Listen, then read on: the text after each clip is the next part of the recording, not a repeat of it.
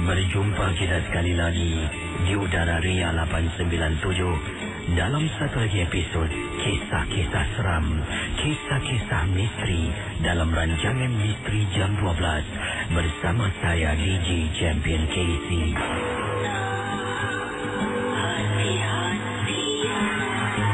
Saudara, sebelum kita mulakan dengan kisah-kisah pada tengah malam ini, di sini Casey ingin mengingatkan anda semua. Janganlah mudah kita percaya kita terikut-ikut dengan apa yang diketengahkan dalam rancangan Misteri Jam 12. Ingatlah, setiap kisah harus kita anggap sebagai satu hiburan sahaja. Anggaplah mendengar MJ12 ibarat anda menonton filem-filem seram. Jam 12. Okey, kita terus jawab panggilan di ujung talian. Silakan, waktu serang 1.52 pagi. Dan biasalah hari Isnin ni nanti Uncle akan masuk nak buat sesuatu jadi saya harus tutup awal hari ni. Hello, selamat pagi. Hello. Hello. Halo Casey, apa kabar? Ada kronik kes ni Pak Raden ya? Ya, Pak Raden. Ya, maaf cakap Pak Raden, sebelum Pak Raden bercerita ni, ya, nak tanya tentang kisah Cik Sani tadi tu. Ya, Cik Sani tentang apa Pak Raden baru terbuka dia juga. Tapi dia tentang apa? Kasih clue Pak Raden faham. Dia tak ada. Orang kata jangan pergi tempat tu. Tempat tu katanya berantai, keras. Tapi dia kata tak ada apa-apa. Dan dia mula-mula bau wangi. Kemudian barulah terkena gangguan teruk. Jadi apa pendapat Pak Raden lah? Lazimnya kadang-kadang orang nak menakutkan kita kan. Macam mana ni? Tidak, Pak Raden cakap satu. Sebenarnya setiap perbuatan dimula dengan nawaitu. Kalau kita anak laki-laki jantan sejati, kalau boleh apa pandangan orang teguran orang, kita jangan peduli. Pokok pangkal kita nak ada manly qualities. The manhood that counts and what you want is how the way your manpower bersatu dengan manhood kita. Saya pasal Casey, anak sekilas air di laut, kita tahu jantan betinanya. Sebenarnya apa saja manusia, kalau kita, orang boleh menegur rumah tu berantu, orang boleh menegur rumah tu tempat keras. Sebenarnya walaupun Wak tempat keras ku hantu ke ada apa, tapi kalau jiwa kita meyakin yang kita ni cuma satu, mulut jangan takbur. Memang kalau sebelum apa-apa perkataan pun jangan terlupa berkatakan, if you believe, kalau manusia ni kasi lidah kita ni satu endorsement. Apabila kita kalau cakap, if you believe, kalau orang selalu cakap pokok tu berantu, one day you will invite the devil akan datang. Apa kita cakap akan jadi satu fotokopi. Jadi apa saja. Jadi untuk yang budak tu, mungkin kerana kalau dia tak dia diam diri dan dia senyap, katakan orang cakap dengan Casey kuboboyan berantu, jangan pergi. Tapi nawai itu Casey cakap InsyaAllah tak ada apa-apa, atau nawai itu Casey no comment, Casey pergi je dan Casey tidak ambil pot tentang apa yang orang cakap. Tapi mulut kita jangan terlupa, sebab benda halus ni Casey, bila kita cakap besar, dorang ada mission impossible, dorang ada talent, dorang ada apa tahu, macam dorang punya communication punya power. Oh, kau cakap besar nanti aku cari satu division aku, dia sampai ke lain division. Jadi bila kalau kita cakap beriak Casey, sedangkan angin boleh dengar, angin pasal apa? Ini benda halus ni Casey, dibawa oleh laluan angin. Dan kadang-kadang angin tu, suara kita Casey berbual, jangan percaya kalau kita cakap tak, tempat tu tak ada berantu di luar. Tak, urut perkataan berantu tu ada echo hantu. Dan dia akan berangin ke mana-mana tempat, dan dari situlah dia bawa ke alam gaib. Satu alam gaib pas. Orang ni cakap tau, tempat kita tak keras. Baik kau try blocking dengan dia. Jadi perbualan suara kita, kalau kita cakap riak di luar, angin tu akan menyampaikan ke alam gaib. Sebab angin ni ada connection. Because angin you can feel but you cannot see. Ciptaan manusia, kipas kita boleh nampak. Sebab apa? Angin ada kipas. Tapi angin kita tak nampak.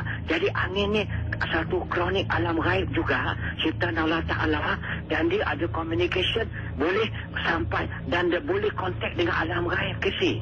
Jadi untuk pada kita, kalau boleh, kalau kita celupah di luar dengan takbur, perkataan kita tu disampaikan di angin yang lalu. Sedangkan lagu-lagu kan pernah bercakap, kalau rindu tak kirim saja di angin lalu. Sedangkan rindu orang boleh kirim angin lalu. Apalagi kalau orang mulut cerupah. Ini Pak Adi cerita satu kronik kes untuk 2 minit, boleh ke sih? Ya, silakan. Ini kalau untuk, ini Pak Adi kita, kalau ini ada satu kes kronik, seorang perempuan, Pak Adi ni asyik macam Fiza OP kes pula, kes kronik perempuan macam girlfriend pula. Tapi Pak Adi bukan girlfriend, ini kronik kes alam tentang bukan skandal kes sih. Ini satu nenek kes sih, dia satu perempuan, kadang-kadang kes sih tahu tak, nenek kalau dah sayang seorang cucu, antara nenek dengan ibu ke si, sayang nenek dengan cucu lebih kuat daripada sayang mak pada cucu ke si. That's why kadang-kadang apabila cucu dia sudah jadi nenek ni ke si, kalau kita dah ada seorang nenek, jangan kecilkan hati nenek itu dan jangan rasa kecewa. Dan lagi satu, kalau nenek ni ada jiwa apa tahu, protektif. Dia ada jiwa selampau sayang dan selampau menjaga cucu dia. Dari cucu dia ni orang Jawa bilang cucu wedok, anak perempuan. Jadi ke situ apa, dia sebenarnya terlampau sayang dengan cucu dia, dan cucu dia ni selalu mengempeng dengan dia mana-mana pergi. Dan kadang-kadang cucu ni ke si tempat dia mengadu untuk masalah. Ada juga anak-anak perempuan ke si, dan anak-anak laki-laki, they are too close with their grandma. Sometimes their mother is not the place they complain. Diorang selalu mengadu tentang masalah, problem diorang dekat kerja dan diorang diganggu, atau kadang-kadang kawan kerja dia seksa dia, bos dia, supervisor. Ini Pak Din nak cerita satu kes kronik. Sebenarnya ke si perempuannya emotion, dia banyak tentang feeling kasih sayang dia dekat kerja dia, ke boyfriend dia, dengan nenek dia. Dia selalu cerita, "Nek, kalau gaya aku tadi gaduh dengan aku, Nek, aku punya orang yang aku sayang, kadang-kadang dia selalu maki amun aku, Nek, aku sedih, Nek." Nenek dia tahulah, grandma, cucu ke si kalau dah sayang seorang anak, dia lebih sayang kepada apa?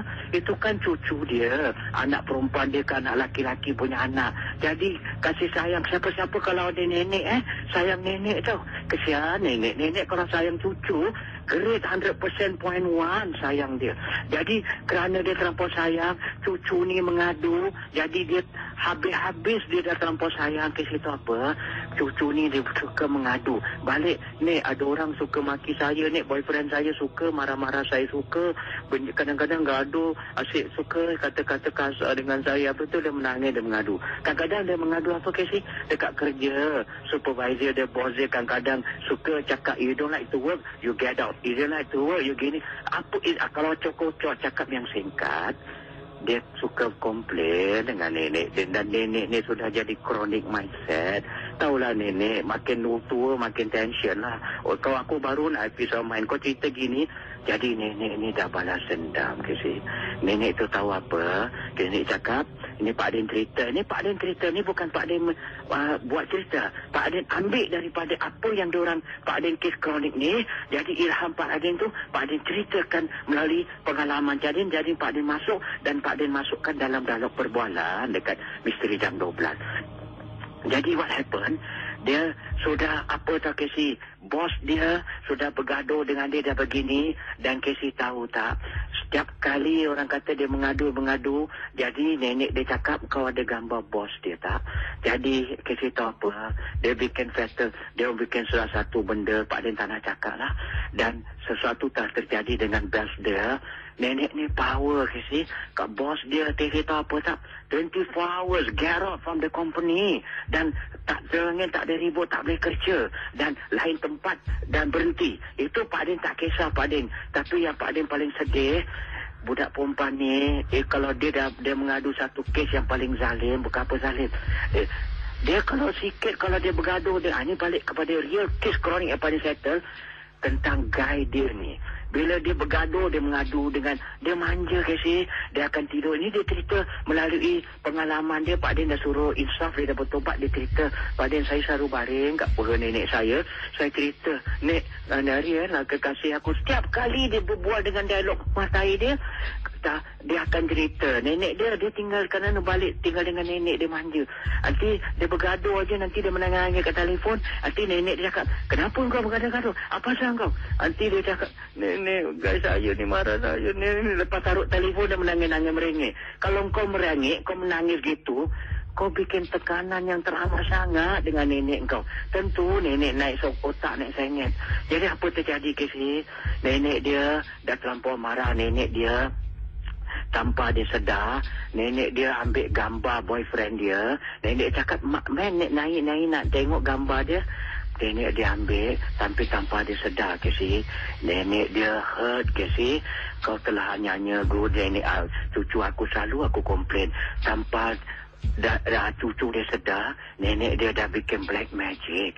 Nenek dia telah bikin apa tak kasih laki-laki tu macam satu kena gangguan sentimen yang teramat sangat, dan seperti apa tak tak boleh berhubungan dengan dia lagi, dan nenek tu seperti macam tak nak ganggu dia, dan budak tu dah melupakan dia. Dan akhirnya budak tu cakap, apa tahu kenapa bila I nak telefon you, kenapa I dah tak boleh, kenapa ni macam sesuatu suara menghalang I nak telefon you, dah I tak boleh, kenapa? Jadi dan budak ni sebenarnya dalam motif cerita Pak Radin ni, Pak Radin kat short, sebenarnya Casey, kalau motif cerita Pak Radin, kalau kita seorang cucu awak you all any grandchildren, kalau ada nenek, jangan mengadu dengan nenek masalah cinta engkau. Jangan mengadu masalah dekat kerja. Ada nenek kalau berilmu Casey tak apa. Dia bikin budak laki-laki tu separuh selanga Casey. Budak laki-laki tu tak apa tau Casey. Dah tak boleh kerja, dan kelakuan budak laki-laki tu dah separuh tak siuman. Bila dia telefon dengan matai dia ni, dia suka ketawa-ketawa, dia mengengilai, dan dia kalau cakap dia suka repeat macam orang selalu tegur Pak Radin kalau Mr. 12 asyik ulang-ulang dia cakap. Bukan aku ulang-ulang, kadang-kadang aku terlampau excited sampai terulang-ulang. Jadi bila Pak Radin cerita ni, motif cerita Pak Radin, budak laki-laki the guy tu almost gone crazy gone crazy. Apa tahu, dia bikin budak tu sakit jiwa.